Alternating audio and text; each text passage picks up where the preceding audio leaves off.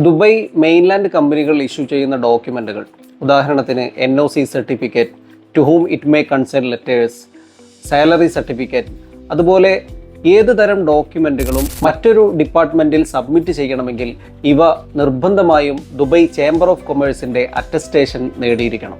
നിങ്ങളുടെ കമ്പനി ഒരു LLC കമ്പനിയാണെങ്കിൽ, അതായത് ലിമിറ്റഡ് ലിയാബിലിറ്റി കമ്പനിയാണെങ്കിൽ, കമ്പനിയുടെ ലൈസൻസ് ഇഷ്യൂ ചെയ്യുന്ന സമയത്ത് തന്നെ അതിനോടൊപ്പം നിങ്ങൾക്ക് ദുബായ് ചേംബർ ഓഫ് കൊമേഴ്സിൻ്റെ മെമ്പർഷിപ്പ് സർട്ടിഫിക്കറ്റ് ലഭിച്ചിട്ടുണ്ടായിരിക്കും.